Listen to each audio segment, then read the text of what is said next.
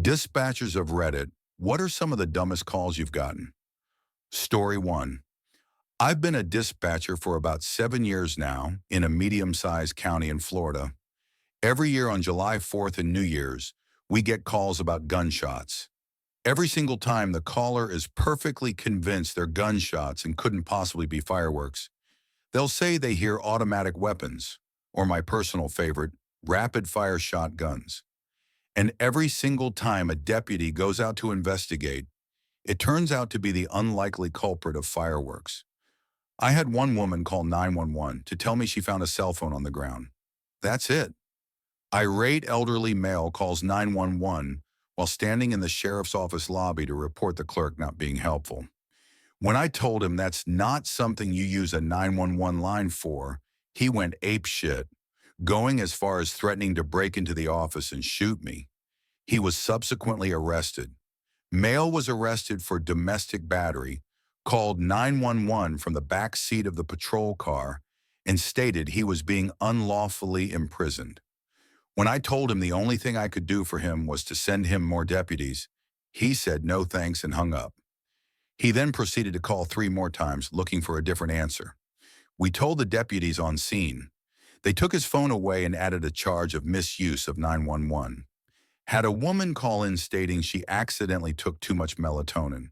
She started getting hysterical when she felt the effects of her overdose. She was getting sleepy.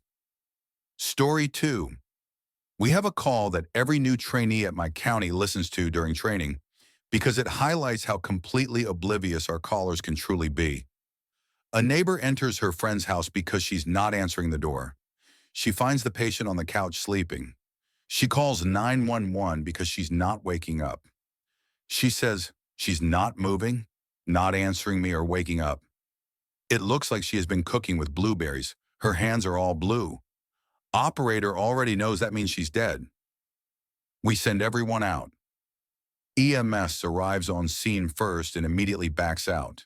According to the deputy that arrived right after, she had a gun in hand, shot herself in the head, and it splattered all over the wall behind her. Our caller never even noticed. Story 3. Been at my job 5 years. My favorite call ever was the second call I made to the house of an old couple. Their alarm had gone off about 30 minutes prior. They weren't sure why the alarm was sounding, so they asked me for the police to be dispatched. On the second call, the wife answered the phone, gave me all the correct information, and then passed the phone to the officer. The alarm was still sounding, but there was another weird beep in the background. We walked the owners through shutting their system off, but this beep was still going off. The officer was getting frustrated, and the homeowners weren't sure why the alarm is still sounding, so they wanted me to shut the alarm down. I told him that our system was shut off and the beeping wasn't from us. The officer then went looking for the sound. He found out it was their alarm clock sounding. I swear I heard him roll his eyes through the phone, and I tried my best not to laugh. He handed the phone back to the older couple who still had no idea what was going on, but said the officer told them everything was okay. Story 4. About 2 months after the Columbine shootings, I was hanging out after school by the JROTC building at my high school. JROTC is Junior Reserve Officer Training Corps, essentially pre-military for U.S. high schools. The JROTC had a drill team, YouTube link to get an idea, but the rifles are dummy-weighted, realistic-looking rifles that can't fire and could only be used as a club. The drill team was practicing after school, and after one guy missed the catch after throwing his rifle in the air, it came down and knocked him unconscious with a gash on his head. Spoiler: looked nasty but not life-threatening. The teacher, a former Navy officer, immediately started first aid and told a student to call 911. Cell phones weren't as prevalent then, and the kid went inside the building to use the phone. Now this is the dumb part.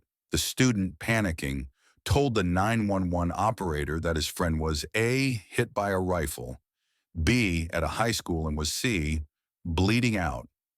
SWAT got there in about 7 minutes, sees a bunch of kids holding what appear to be rifles. Yeah, it was a clusterfuck. One ambulance out of 10 cents got there eventually after SWAT gave the all clear. The kid hit by the rifle was okay, but needed around 10 stitches and ended up with a new nickname of Snipe. Story 5. Repo companies in the area report their repos to us, just in case the owner decides to try and report the car stolen. I started my shift that day logging several when one of the owners calls in. We take his info, confirm it matches, and let him know it was reported as repossessed and to contact his finance company.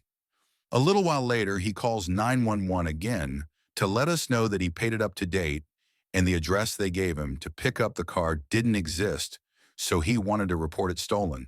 We again refer him to his finance company.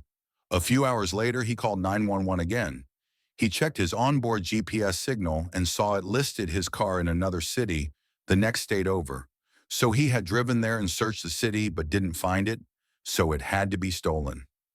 We again explain it was repoed and to continue speaking with his financial institution. The day carries on and we eventually get to the end of the shift. As we are wrapping everything up for our shift up before night shift gets in, he calls 911 again. He found the tow yard his car was stored at, but it was closed for the night. He needed us to open it for him so he could claim his car. We explained that it was a private business and the car wasn't stolen, so we can't just bust in and take his car. He will have to claim the car once they are open in the morning. He was so moved by our logic that he decided to try reporting it as stolen again. Story 6. My husband used to dispatch before he was old enough to go to the police academy. We lived in a small town, ranked third most dangerous in our state. Lots and lots of drug use. There was a woman who was honestly crazy. I don't know if she had mental problems before the drugs or if the drugs fried her brain, but she was a regular caller. Some of her calls she called and said that she was raped. After coaxing some info out of her, she said she knew who did it. It was her stuffed bear. Another time she called to report a break-in because she fell asleep with her blanket wrapped around her, but when she woke up, it was bundled at her feet. She called one summer night, routinely got over 115 degrees in the summer, and said that she had walked 3 miles from her apartment and needed a ride back because she was barefoot and her feet hurt. He asked her where her shoes were, and she said she was carrying them. She walked 3 miles and didn't think to put them on. Another call wasn't stupid, but still stuck with me. It was a domestic violence call, and when he asked what was going on, the woman yelled, "He threw a piping hot chicken pot pie at me." Something about her attention to detail I just thought was funny in an unfunny situation. Story 7. My favorite was one taken by a coworker. She had a guy who called to report hearing gunshots. He was the kind of pompous ass who insisted he could tell her the caliber of the gun from the sound of the shots. The officers were checking the area, and he called back. What he insisted was a certain caliber gunshot was actually a can of Coke exploding in his freezer. My most recent was a lady today who kept calling because she wanted to complain about her husband having their children. They are going through a divorce but still legally married. In our state, that means they have equal custody rights. She just kept telling me that he wasn't a U.S. citizen, and she didn't like it when I told her that. Didn't matter. She actually asked me to send somebody to deport him. I politely declined that. Story 8. Going to let you in on a secret. Most 911 calls are pretty dumb and not actual emergencies. I work overnight, so most of the time the calls we get are pretty legit, but occasionally I've had a guy call in because he was looking at weather radar and said that law enforcement, no way, in the CIA were covering up the fact that the storm he was looking at was going to destroy the city. There was no storm. There was no rain or wind. It was clear outside, had been for weeks, and remained that way for weeks afterward.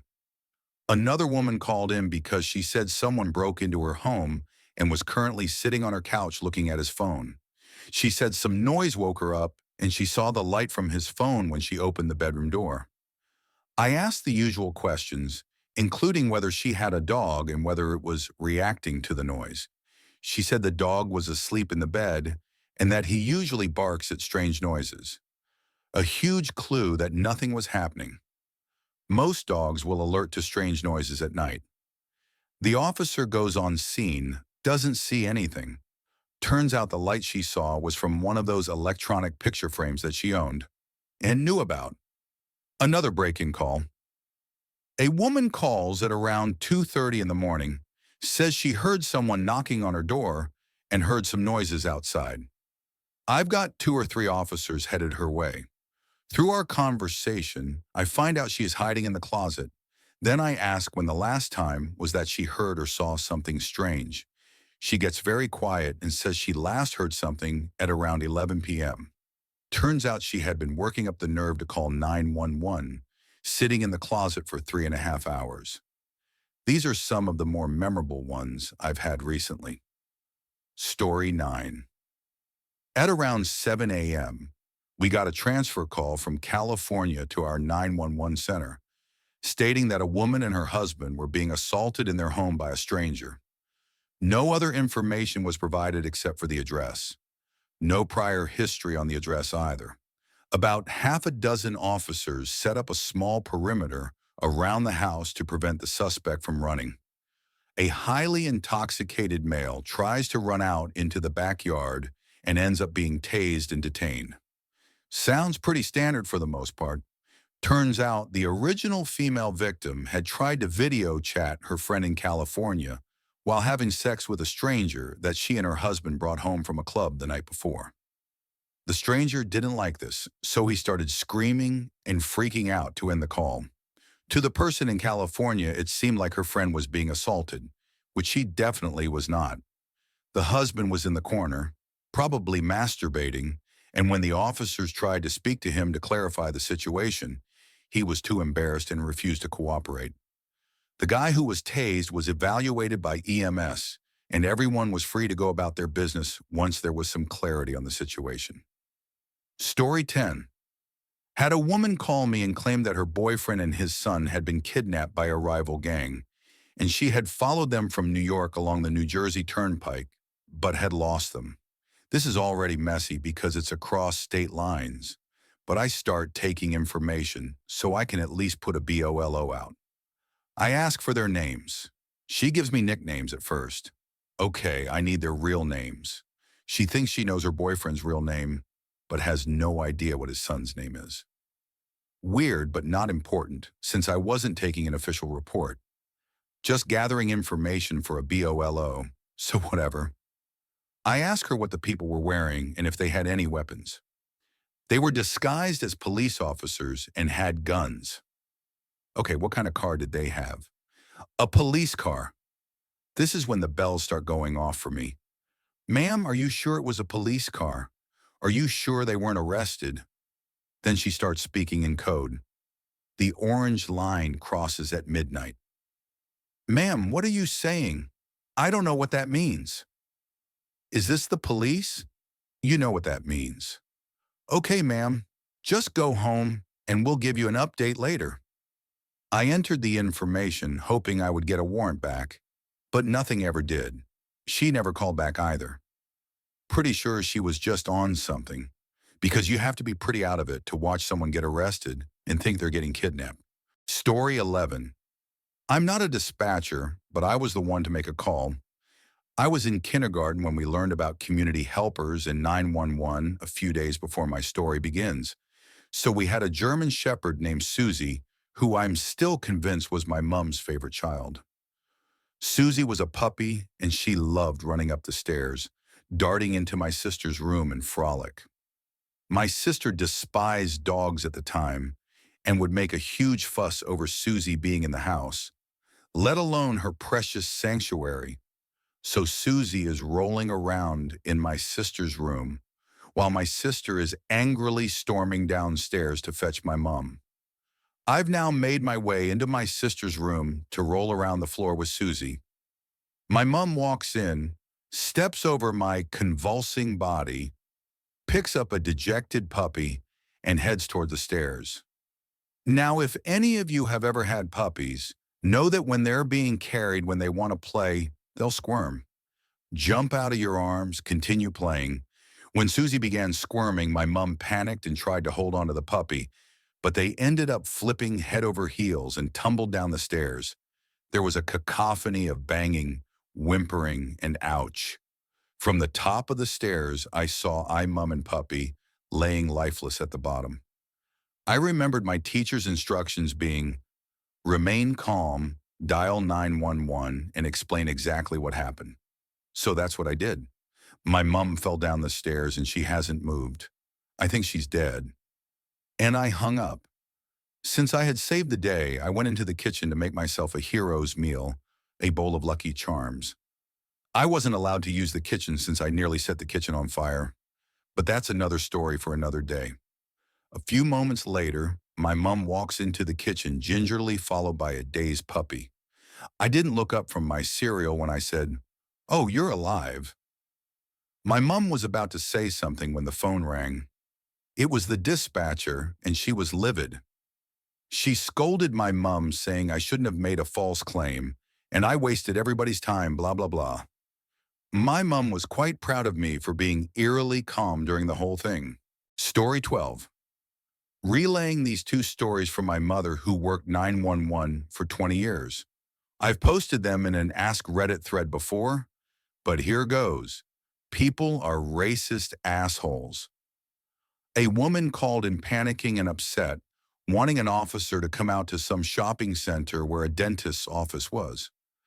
My mom asks her what's going on, why does she need help, and this woman suddenly starts to whisper, I saw a black man walk up to the door of Dr. Such and Such and pull on the door. Well, maybe there's more to it, so Mom asks follow-up questions like, can you still see the man? If so, what is he doing? And this woman gets standoffish and says, he tried the door, then walked down the sidewalk. I think he might come back. My mother tries again, asking for more info. Maybe this idiot woman saw something incriminating to necessitate a police response. Instead, she gets pissed at my mother and restates, I told you he was black. Mom enjoyed harshly reminding her that having dark skin is not fucking illegal. What she believes happened was, a man came up to the dentist's office, didn't notice the hours, tried the door, and when it didn't work, walked off back home. Wherever. Like a normal person. People are stupid. The second one is actually funny. So Friday night comes, and Mom gets a call. The man on the other end of the phone is ridiculously drunk and asks if she knows the number for Pizza Hut. They're not super busy, so she says she'll give it to him this one time, but tells him never to call back on the 911 line for this again. They think all is good and make fun of him for the rest of the night shift. Until next week Friday rolls around, and drunk McDewey has looked up the non-911 number and asks again for the number to Pizza Hut because he lost it while he was drunk on Saturday. Her partner at work gives it to him and warns him not to call in again asking for Pizza Hut because they're not the damn operators. The next week Friday rolls around and he calls again. And only this time does a friendly officer go down to his address to remind him not to call them for Pizza Hut. No word on if he was given the number again by the officer. One extra, the dumbest but real problem she was ever called in for was a semi-truck tire rolling down Main Street and endangering traffic. They weren't the brightest, and apparently the responding officer blue-lighted the tire. They heard the sirens through the radio and asked him if he planned on pulling the tire over. After chasing it to a roundabout, it finally fell over. But the idea of them chasing a truck tire in a police car has made me laugh for 15 years. Story 13. My friend's mom is a 911 dispatcher and has a lot of great stories. One time, a young man who was obviously drunk, you could hear the party going on in the background, said that he was bleeding from his ass and couldn't stop it. He described some more symptoms, and my friend's mom told him that she was 99% sure it was a bad hemorrhoid and recommended a trip to the emergency room. The man then freaked out and yelled angrily, I can't do that. The ladies at the club are waiting for me. Friend's mom said, you're not going to the club tonight, sir. And he continued telling her about how important it was and that staying home was not an option because of the long line of ladies apparently waiting for him. I hope he got lucky, even though the hemorrhoid was in the way. I live in the same neighborhood as a very, very strict old lady. She lives in a house right beside a parking lot and a turning area at the end of our street. She always complains about cars driving and parking by her house, even though it obviously was her own choice to buy a house right next to the turning area and parking lot. One day she called the police and told them to come and remove the cars because the parked cars were disturbing her. The police then told her that it is actually legal to park in a parking lot, which made her freak out. I may be childish, but I find it really funny to drive slowly around the turning area with high beams on when I get home at night. Story 14. After this, I could write a book about the dumb calls I've taken. A lady called to complain that her triple thick milkshake from McDonald's wasn't thick enough. A man called to complain that his $5 foot-long sandwich from Subway was not actually a foot long, and also complained that he was charged tax on top of the $5. He even sang the jingle from the commercials. I hate this man. A 13-year-old boy kept calling for help with an online game because the guy he was playing with on Xbox told him to call 911 if he was having trouble and that we would help him. He believed this. I fear for us as a society. A man called to report adultery. I told him it's not a crime where we live. Oh, so my ex-wife can just go and date and foxy any man she wants? Me. Yes, sir, she's an adult. She can do whatever she wants. He hung up on me. A man called to complain that a store wouldn't give him back his money because they said it was counterfeit. During the conversation, he admitted that it was, but felt like since it was his, he should get his property back because it's theft and deception of innocent people. You know, he's right. That's why we dispatched an officer who then arrested him for fraud. A man called to complain that a group of black kids were playing basketball on the park court next to his house too loudly. It was summer around 2 p.m. He was screaming into my ear and demanded that they go and play outside like everyone else. A kid didn't do his homework for several weeks and flunked a test. He was scared to go home and wanted us to arrest his parents because they were going to be mad and make him do chores. My all-time favorite, though, is the man who called to complain that crystal meth is illegal. He felt it shouldn't be because he didn't smuggle it and made it with his own hard-earned money in store-bought materials for personal use. Story 15. I was an EMT, not a dispatcher, and I've posted these before, but I've personally responded to a guy with hiccups that turned into respiratory distress, a guy at 2 a.m. who had a nightmare, which became chest pain, a lady who called because a glass broke near her foot and she was worried about microscopic glass, even though there was no mark anywhere and the glass didn't touch her. The call came through as a laceration on foot. I've also had drug seekers and way too many drunk people to count.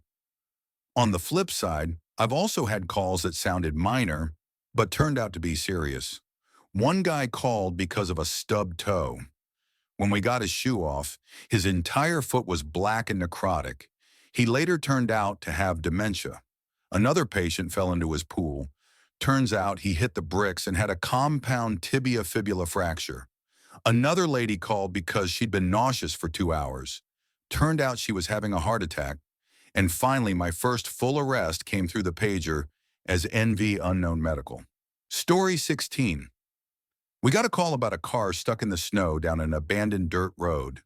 There was a foot of snow on the ground and drifts several feet high all over the place. It was still snowing hard.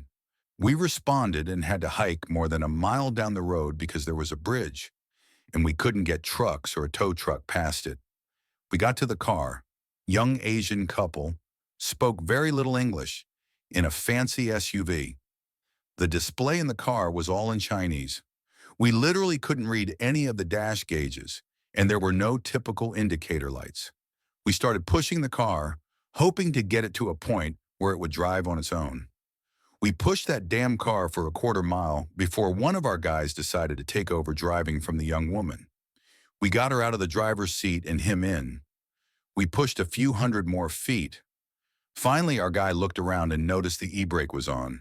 He released it, and the car drove the rest of the way out on its own. Story 17. A lady called in saying she had a complaint about someone in her house. She was in her bedroom and said she heard something moving. She ran to the closet and called the communication center 9 times, each time hysterical and ranting about hearing voices and noises coming from the other room in her house. I dispatched units code 2, thinking someone was actually in her house burglarizing it. Naturally, the officers were getting amped up, asking questions about the suspect, entry points, and so on, but I had nothing to tell them. Units arrived at the house, I hold the channel, and they enter. A few minutes later, they clear the house, and I get a call from my buddy on scene explaining what's really happening. This woman had forgotten her kid was home. He's 8, by the way. He was just running up and down the hallways with their dog, not laughing or making much noise, because he knew it was late. She didn't even bother to check on him before hiding in the closet. Meanwhile, the deputies are hanging out with the kid and the dog, while one of them is trying to explain the situation to her and get her to calm down. Story 18. The thing about my mom is that she started dispatching when she was 18, became a sheriff's deputy when she was 21, and then became an FBI special agent in her 30s. She suffered an injury, unfortunately, a few years into her career with the FBI and had to retire due to physical limitations. But there was no way she could really retire, so she went back to dispatching. She works for a small agency in South Florida, and on the weekends, it's totally quiet in the station. When I was home from college for the summers, I would keep her company when she was working weekends. So I'm there, and she gets a call from this super irate lady who was slurring so badly it didn't even sound like English. My mom kept asking, "What's the location of your emergency?" The lady kept replying, "I don't know, there's shit everywhere." So she was no help at all, and she was calling from a cell phone, so her exact location couldn't be determined. My mom then went to work. She asked the lady a couple more questions, and long story short, she was able to determine that the caller was locked in a storage unit. My mom was then able to send an officer over, and the officer found out that the caller was a raging alcoholic. Her family had had enough, so they lured her to the storage unit with the promise of booze being inside and then locked her in. Story 19. Had a guy go absolutely postal on me because of a construction crew working outdoors at 3 p.m. on a Sunday to make up hours after a week of rain. They were building a new apartment building next to his. I told him to complain to his landlord or the construction company, but there was nothing we could do about outside work noise during normal daytime hours. He told me it was a law of reasonableness and that he was going to have my job, etc. Seriously went on and on for like 7 minutes. I had him talk to the supervising officer on the shift. Same answer. Dude gave up. Other than that, lots of weird animal stuff, being in a rural area. People seem to think the police do things like relocate foxes and baby birds lol. It's also sad how racist some people are. I once got a call about an African-American construction worker sitting on a piece of equipment in front of a residence. The caller said it was suspicious. I asked if the person worked there. The caller said they didn't know, but he didn't appear to be taking anything or messing with the equipment, just waiting for something, and was dressed like he might do construction. The caller asked if we could have him sit somewhere else because they didn't want him in front of their residence. It was indeed an employee who was waiting for the rest of the crew to show up. Most recently, we had someone who bought an exotic snake as a pet and left it in a running vehicle while they went into a gas station to get a snack. The snake crawled inside the dash of the car. Caller wanted an officer to help her get it out of the dash. I'm sure there are others. I just can't think of them right now. Story 20. From the perspective of someone that put in one of those calls, I was working an event for an organization that puts together community health needs assessments and community wellness programs. This event was in a conference room at a medical school with around 30 doctors, PAs, and fourth-year med students present. The presenter all of a sudden crumples and hits the podium with her head on the way down. I was slow to get up there, assuming I would get in the way of the trained medical practitioners, as I'm the sort of dude that washes cuts and then duct tapes toilet paper on them. No one moves. So I go down there, and it isn't crazy serious looking, but she is still out 20 seconds later and is bleeding badly enough. So I call 911. They start asking questions, and I can't hold the phone while trying to follow the instructions. They ask if anyone else is there, which is when I tell them, like 20 doctors. I'm pretty sure they snorted out loud at this, thinking I was crazy. Story 21. Ambulance is a free service where I am. I had a person call because they had made out with someone who had taken acid 2 days ago. They were worried they might have been hallucinating from the other person's spit. 2 days ago, someone called because they saw a guy lying on a towel in the sun in a park on a weekend and were worried the person might get sunburn. The guy was just waiting for a coffee shop nearby to open. He was reading a book when the crew got there. A person called up saying they had chest pain and difficulty breathing, which is a high priority response. And when the crew got there, the patient needed help figuring out how to use his oven. I'd like to take this opportunity to say that if you ever have to call for an ambulance, you will be asked some questions. These questions are necessary to establish the severity of the case and determine the appropriate response to get the patient the right help. You absolutely can lie and get a higher priority, but not necessarily a quicker response. But don't. Answer as best you can. If you don't know, just say so. If you lie, we will believe you. But there are limited resources, and an ambulance may be tied up on scene with someone who has a cold and not able to respond to a kid that was just pulled from a pool a couple of streets over. If you need to go to the hospital and you don't have the means to go yourself, or you think you're not able to go in a car without medically trained people with you, or your pain is too severe, call an ambulance. We will get to you as soon as we can. Also, arriving at the hospital in an ambulance will not get you seen quicker than arriving by private means. Story 22. I work for the power company. A customer calls the power problems line. This is to report when you are out of power mainly, but also if you see anything non-emergency, like a downed line that isn't causing an immediate threat. We also take calls directly from the local PDs and FDs to send our people to support them when needed. This call is why I include up front that we are not in emergency service on most of my power problem calls. A customer is calling about a power line that's on fire and shooting sparks. Okay, no problem. I start gathering info and following my process. I ask if the line is still in the air between poles or on the ground. The customer says it's on the ground over a metal fence. Major detail, but okay, I keep going. I warn the customer to stay away from the fence. The customer says no problem. It's not on his fence, it's on the neighbor's. And the neighbor already got shocked touching the fence. I stop. I ask what happened to the neighbor. The customer doesn't know. When he saw the neighbor get shocked, the customer ran back inside and called me. And that's where we are at. I advise the customer that his neighbor could be in trouble. He needs to call 911 right now. The customer gets upset. Why does he need to call 911? It's the power company's power line. I tell the customer I already have everything I need and practically beg him to hang up and call 911. Working in a call center, the biggest downside is that I will never know how that situation resolved or even what caused it. All I was able to find later in the system is that our guys got there and took care of the line.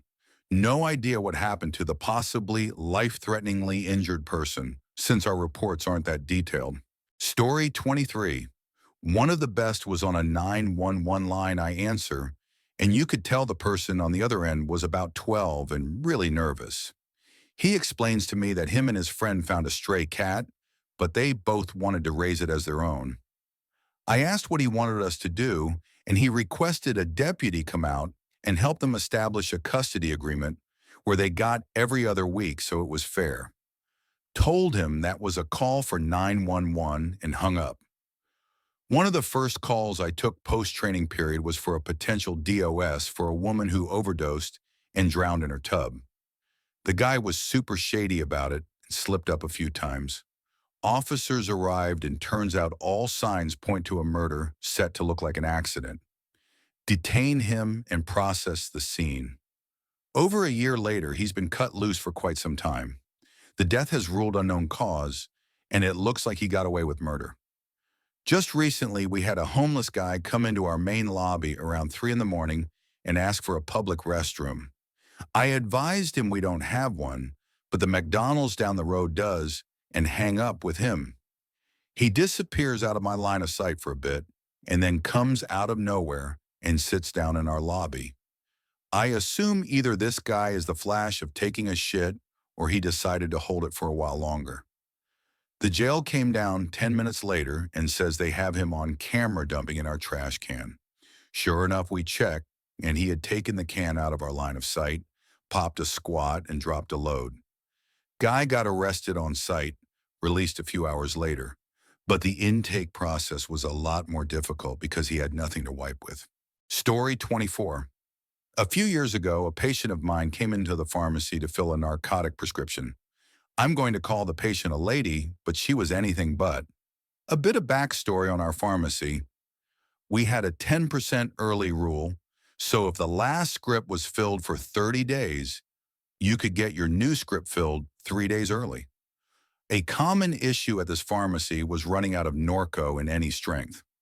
Since we were located in an area where doctors prescribed Norco like it was an antibiotic or candy, it became a problem. The lady came in and handed me a prescription for Norco.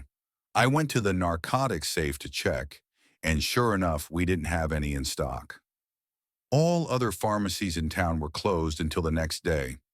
Hooray for Walgreens being open until 10 p.m., while everyone else closed at 9. I relayed the message that she could go to a 24-hour store or wait until tomorrow to find it elsewhere. Anyway, the lady proceeded to call the police because we didn't have any Norco in stock. I can verify this because she had them on speakerphone. The dispatcher stated this wasn't an emergency and asked to speak to me. I told him the same thing I told her. She could get it filled tomorrow elsewhere, go to a 24-hour store, or proceed to the ER if she was in that much pain. I handed the phone back to her, and the dispatcher repeated the same message. She would need to wait until tomorrow to get a refill elsewhere, or go to the nearest ER, maybe 2 blocks down the road for treatment if things got bad. She then cussed me out because she didn't receive the response she wanted from the officer. The police did show up the next day just to laugh at the situation with us. Story 25. When I was 16, I was dating a girl whose mother was a bit uptight, controlling, and angry. She was also Jewish. Only the mom had keys to their house, but she lost them. She called my girlfriend to complain about having to spend $100 on a locksmith. Being an agile teenager, I offered to see if I could get her in. She said she'd appreciate that, so I climbed the fence, hopped onto the first floor roof, and popped a screen off the window so I could get in and unlock the door. Once I let her in, she thanked me and said I should wait there because the police were on their way. Why? I asked, since we didn't need their assistance. Her reasoning was that she just watched a criminal break into her house, so she needed to protect her family by teaching him a lesson. The police were pretty confused because all 3 of us agreed that I entered with permission, but she was still adamant that I should be charged with a crime and taken to jail. The cops ended up giving me a ride across town back to my house, which was nice at least. Immediately after that, she decided she didn't want her daughter dating a non-Jewish criminal. Ironically, I actually am Jewish. Funny thing. She would call to harass me, threatening to call the police if I talked back, was rude, hung up on her, or didn't answer. She'd even call them if her daughter was with me. I even tried asking what crime she thought I was committing, but she'd write me off as being a smartass and say that if she called enough, the police would have to take me away because it's their job. I ended up getting a peace order against her because she even got her boyfriend, ironically a non-Jewish criminal, involved too. but she would just block their number and keep harassing me. Eventually, I recorded one of their calls where she was berating me, and her boyfriend was on the line threatening to come to my house. Unfortunately, the girlfriend didn't like that her mom got slapped with a court date over me, so we broke up. But hey, it was interesting at least.